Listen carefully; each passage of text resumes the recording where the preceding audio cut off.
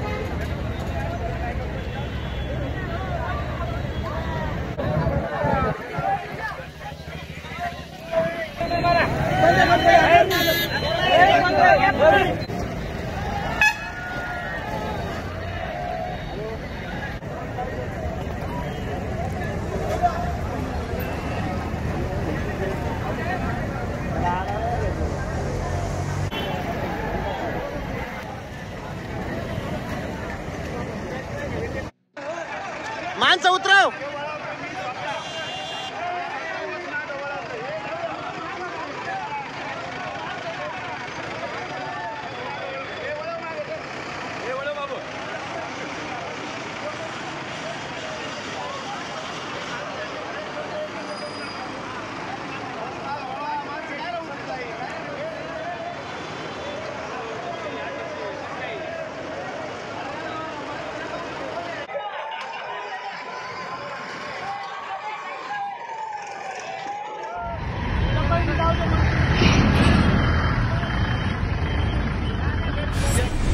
खेड तालुक्यातील 25 ग्रामपंचायतीच्या सार्वत्रिक निवडणुकीत बुधवारी दिनांक 25 ऑक्टोबरला माघारीच्या शेवटच्या दिवशी निवडणुकीचे चित्र स्पष्ट झाले।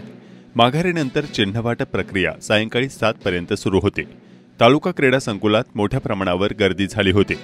25 ग्रामपंचायतींपैकी होलेवाडी, तिफनवाडी, वाहगाव, गाडकवाडी, वाघू, परसोल या ग्रामपंचायती निवडणुका बिनविरोध झाल्या। तर चाकण औद्योगिक क्षेत्रातील निघोचे ग्रामपंचायतीच्या संपूर्ण 13 जागा बिनविरोध झाल्या असून सरपंच पदाची दुरंगी लढत होणार आहे। दुवोली ग्रामपंचायतीचे सरपंच पद बिनविरोध झाले, तर 5 जागाही बिनविरोध झाल्या।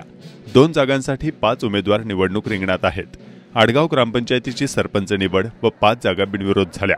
2 जागांसाठी 5 उमेदवार निवडणूक रिंगणात आहे। एकलहरे ग्रामपंचायतीचे 7 सदस्य बिनविरोध निवडले गेले। सरपंच पदासाठी 4 उमेदवार रिंगणात आहेत। मोरोशी ग्रामपंचायतीचे 7 सदस्य बिनविरोध झाले, मात्र सरपंच पदासाठी 3 उमेदवार रिंगणात आहेत। खेड तालुक्याच्या पश्चिम आदिवासी भागातील टेहणे परिसरातील एकलहरे संयुक्त ग्रामपंचायतीच्या सदस्य म्हणून झिरमाबाई चिंधू पढर, रामदास सीताराम बांगर, अलका अरुण बुरुड, यशवंत कृष्णा आंबेकर, शैला सुरेश आंबेकर, गणेश खंडू वाजे आणि पूजा अजय मडके यांची बिनविरोध निवड झाली. तर लोकनियुक्त सरपंच पदासाठी 4 महिलांमध्ये काटेकी टक्कर रंगणार आहे. खेड तालुक्यातील शेलू ग्रामपंचायत पोटनिवडणुकीत सूरज संतोष सांडभोर यांची बिनविरोध निवड झाली. अवघ्या 21व्या वर्षी सदस्यपदी त्यांची निवड झाली आहे. श्री संतोष मामा सांडभोर यांचे चिरंजीव पैलवान सूरज दादा सांडभोर यांची अतिशय कमी वयामध्ये वय वर्ष 21 असताना ग्रामपंचायत सदस्यपदी बिनविरोध या ठिकाणी संयुक्त ग्रामपंचायत धुवोली वांजळे सरपंचपदी भीमाजी विठ्ठल लांघी यांची बिनविरोध निवड करण्यात आली. जैदवाडी ग्रामपंचायतीच्या उपसरपंचपदी केतन नामदेव जैद यांची बिनविरोध निवड झाल्याची माहिती सरपंच शीतल विकास जैद यांनी दिली. आडगाव ग्रामपंचायतीच्या सीमा अशोक गोपाळे यांनी सरपंच पदावरून नामनिर्देशन पत्र माघारी घेतल्यानं सरपंचपदी नंदा काशीनाथ बाणमंत यांची बिनविरोध निवड झाली. तर 7 जागांपैकी 5 जागा बिनविरोध झाल्या. चाकण एमआयडीसी मधील समस्या सुटणार, पुण्यात झाली महत्त्वपूर्ण बैठक. चाकण औद्योगिक परिसरात तळेगाव चौक व आंबेठाण चौकातील वाहतूक कोंडी, रहिवासी भाग वाढल्याने काही इतर समस्या देखील जाणवत आहेत. याच पार्श्वभूमीवर पुण्याचे विभागीय आयुक्त सौरभ राव यांनी स्थानिक प्रशासन, जिल्हाधिकारी, एमआयडीसी प्रशासन यांची विधानभवन पुणे येथे एक बैठक आयोजित केली होती. या बैठकीत पिंपरी चिंचवड पोलीस आयुक्त विनयकुमार चौबे, जिल्हाधिकारी डॉक्टर राजेश देशमुख, मुख्य कार्यकारी अधिकारी एमआयडीसी, महासंचालक प्रादेशिक वाहतूक अधिकारी यांच्यासह फेडरेशन ऑफ चाकण इंडस्ट्रीचे दिलीप बटवाल व पदाधिकारी उपस्थित होते. पुण्यात झालेल्या या बैठकीत पुढील महत्त्वाचे निर्णय घेण्यात आले आहेत. तळेगाव चौक व आंबेठाण चौक येथील एसटीचे थांबे 100 मीटर पुढे नेण्याचे ठरले आहे. त्याचप्रमाणे तळेगाव चौकातील मजूर अड्डा दुसऱ्या ठिकाणी हलवण्याचे ठरले असून येत्या 7 दिवसात या सर्व परिसरातील अतिक्रमणे काढून टाकण्याचे निश्चित करण्यात आले आहे. महाळुंगे येथील पोलीस स्टेशन जवळील ब्रिजचे स्ट्रक्चरल ऑडिट करून या ब्रिजवरील संभाव्य अपघात टाळण्यासाठी या ब्रिजचे दुरुस्तीचे काम तात्काळ करण्याचे ठरले आहे. प्रभावीपणे वाहतूक समस्या सोडवण्याकरिता शुक्रवार दिनांक 27 ऑक्टोबरपासून संबंधित पोलीस प्रशासन, MSDCL, federation of Chakan industries, MCCIA, नगरपालिका प्रतिनिधी मिळून या रस्त्याचे सर्वे करण्याचे व प्रभावी नियोजन करण्यासाठी अभ्यास करून येणाऱ्या सूचनांची अंमलबजावणी करण्याचे यावेळी ठरवण्यात आले आहे.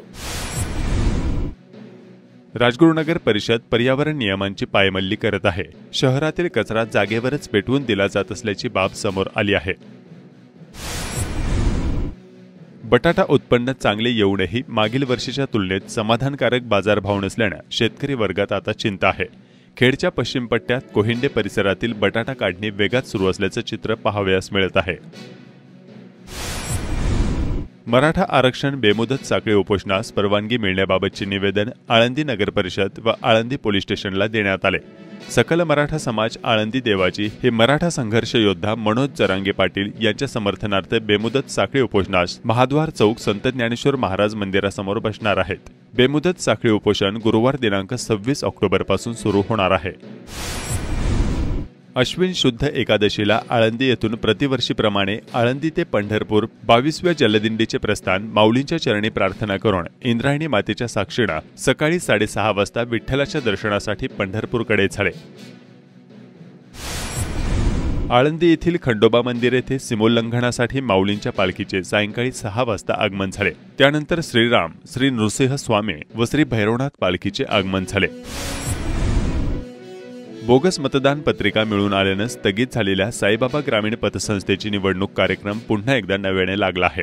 बोगस मतपत्रिका प्रकरणी खुद्द तत्कालीन निवडणूक निर्णय अधिकारी आणि एका गटाच्या उमेदवारांवर गुन्हा दाखल झाल्यानंतर त्याच बोगस मतपत्रिका मोजल्या जाव्यात यासाठी काही जणांनी आटापिटा चालवला होता. मात्र यासाठी लढा देणाऱ्या मंडळींच्या लढ्याला यश आले असून नव्याने मतदान प्रक्रिया 29 ऑक्टोबर रोजी होणार असल्याचं या बोगसगिरीच्या विरोधात लढा देणाऱ्या उमेदवारांनी सांगितलं आहे. 23/4/2023 रोजी साईबाबा पतसंस्थेची निवडणूक झाली. त्याच्यामध्ये पूर्ण निवडणूक अधिकाऱ्याने भ्रष्टाचार करून बोगस मतदान त्या ठिकाणी आपल्याला सापडलीत. त्या विरोधात गेले 4 महिने आपण लढा देतोय. त्या लढ्याला थोड्याफार प्रमाणात आता यश आलंय असं मला वाटतंय. सहकाराच्या संपूर्ण या 60-65 वर्षाच्या कारकिर्दीमध्ये साईबाबाची निवडणूक ही पुन्हा एकदा नव्याने लागलेली आहे आणि 29/10 2023 रोजी म्हणजे येत्या रविवारी ही निवडणूक होणार आहे. हे सगळं होत असताना समोरच्या पॅनलचे जे काही फ्रॉड उमेदवार आहेत त्यांनी आजच्या तारखेपर्यंत आशा सोडलेली नव्हती. कारण त्यांनी हायकोर्टामध्ये एक रिट पिटिशन दाखल केलं होतं आणि त्याच्यामध्ये त्यांनी कोर्टाला अशी विनंती केली होती की ते जे काही मतदान त्या दिवशी झालेलं आहे ते मोजण्यात यावं आणि त्याचा निकाल देण्यात यावा. मात्र मी स्वतः 18 तारखेच्या सुनावणीमध्ये गेलो होतो आणि त्या सुनावणीमध्ये डबल बेंचने कोर्टाने त्या ठिकाणी त्यांचा जो वकील होता त्याला चांगल्या शब्दामध्ये सुनावलं आणि सांगितलंय की हे जे काही चाललंय, हे जे काही झालंय याच्यामध्ये तुमचा काहीच सहभाग नाही असं तुम्हाला सुचवायचंय का. आणि त्यानंतर ती पुढची तारीख म्हणजे आजची तारीख दिली होती. आजच्या तारखेपर्यंत समोरच्या उमेदवारांना या निवडणुकीवरती स्टे मिळेल अशी आशा होती आणि म्हणूनच आम्ही सुद्धा ठरवलं होतं की निकाल हा परमेश्वराच्या कृपेने योग्य त्याच बाजूने येणार आहे. आणि आज कोर्टाने कुठल्याही प्रकारचा आदेश या ठिकाणी दिलेला नाही आणि आपली जी निवडणूक आहे ती येत्या 29 तारखेला अतिशय चांगल्या पद्धतीने आपल्याला पार पाडायची आहे. माझी आपल्या सर्वांना नम्र विनंती आहे, हा जो काही झालेला फ्रॉड आहे, ही काय झालेली घटना आहे, अशा पद्धतीची घटना महाराष्ट्रामध्ये आपल्या तालुक्यामध्ये पुन्हा होऊ नये असं जर का तुम्हाला वाटत असेल तर उद्या येणाऱ्या निवडणुकीमध्ये सभासद बंधू भगिनींनी जास्तीत जास्त लोकांनी या मतदान प्रक्रियेमध्ये उपस्थित राहून आमचा जो सहकार पॅनल आहे त्या पॅनलचं चिन्ह आहे घड्याळ, या घड्याळाच्या चिन्हावरती शिक्का मारून आमच्या पॅनलला विजयी करा. म्हणजे समोरच्यांना कळल की काय पद्धत आपण वापरली आणि त्याचा परिणाम काय होतो ते. ज्यावेळेस मी या 10-12 दिवसामध्ये संपूर्ण मतदारसंघामध्ये फिरतोय, लोकांना भेटतोय, त्यामध्ये लोकांची प्रतिक्रिया अतिशय वाईट आहे.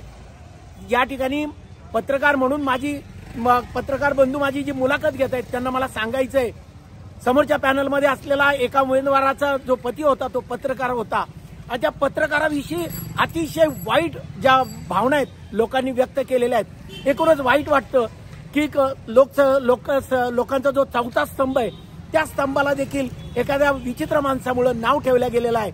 मात्र निवडणूक अधिकाऱ्यांना माझी अशी आता विनंती असेल की ही जी उद्याची निवडणूक आहे या निवडणुकीमध्ये कुणाचाही लिहाजा न ठेवता कायदेशीररित्या ही निवडणूक प्रक्रिया पार पाडावी आणि योग्य तो निकाल सर्व सभासदांना मिळावा एवढी. नमस्ते, मी युवराज देवराम काळडोके, श्री साईबाबा संस्था साईबाबा संस्था संस्थापक पॅनल प्रमुख.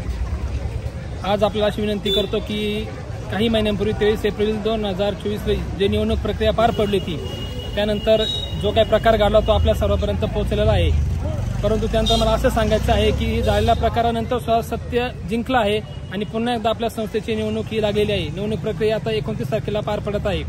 मी सर्व सुद्धा सभासद बंधू आणि भगिनी एवढी विनंती करतो, पहिल्यांदा तुमची क्षमा मागतो. वेळाबायोग मी जर कोणापर्यंत पोहोचलो नाही किंवा आमच्या लोकांना कोणापर्यंत पोहोचता नाही आलं तर या माध्यमातून मी आपल्या सर्वांना एक कळकळीची विनंती करतो की येत्या 29 तारखेला आपण सर्वजण आपल्या संस्थेचा एक भाग म्हणून आपण सर्वांना आवर्जून मतदानाला यावे ही म्हणजे एकदम नम्र होऊन विनंती करतो. आणि जो आपली हक्काची लढाई आहे ती आपण जिंकलेली आहे आणि माझ्या श्री साईबाबा सहकार पॅनलला भिंतीवरचं घड्याळ याच्यावर शिक्का मारून प्रचंड बहुमताने विजयी करा ही आपणास नम्र विनंती. श्री साईबाबा पतसंस्थेची निवडणूक झाली त्या निवडणुकीमध्ये जे मागील घोटाळे झालेत त्या घोटाळ्याला सर्व सहकार क्षेत्रात एक बदनामी म्हणून पाहिलं गेले. आज पुन्हा नव्याने जी निवडणूक होत आहे 29/10 रोजी रविवारी ही निवडणूक आहे. तरी सर्व सभासद बंधूंना एक नम्र विनंती करतो, चांगले सर्व सुज्ञ सभासद बंधूंनी आमचा जो सहकार पॅनल आहे ती साईबाबा सहकार पॅनल याला पूर्णपणे बहुमत करून निवडून द्यावा ही नम्र विनंती. आज काळूस गावामध्ये मराठा आंदोलनास पाठिंबा देण्यासाठी काळूस ग्रामपंचायत सदस्या प्रियंका माणिक खैरे यांनी मराठ्यांना आरक्षण मिळण्यासाठी आपल्या पदाचा राजीनामा दिला. त्याचप्रमाणे गावातील शिवसेना पक्षाच्या काही पदाधिकाऱ्यांनी देखील राजीनामे दिले आहेत. माझ्या तरुण बांधवांना विनंती आहे की या जे गणेश शेठ आरगडे असतील, काळूभाऊ खैरे असतील, आमचे प्रियंकाताई खैरे असतील, निलेश पोटवडे असतील, या 4 मान्यवरांनी या ठिकाणी आपल्या पदाचा राजीनामा दिला. या राजीनामा त्यांचा वाया जाणार नाही. त्यांना आपल्या सर्व मराठी समाजाने, सर्व तरुण कार्यकर्त्यांनी एकजुटीने या ठिकाणी या आंदोलनामध्ये आणि मराठा समाजासाठी एकजुटीने या ठिकाणी सहभागी व्हायचे. खेड कृषी उत्पन्न बाजार समितीच्या चाकण येथील उपबाजारात आज बुधवारी 25 ऑक्टोबर रोजी कांदा आणि बटाट्याची आवक घटली आहे. कालच्या दसरा सणामुळे बटाट्याची आवक मार्केटमध्ये झाली नाही, तर तरकारी विभागात पालेभाज्या आणि फळभाज्यांचे काय दर होते जाणून घेऊयात.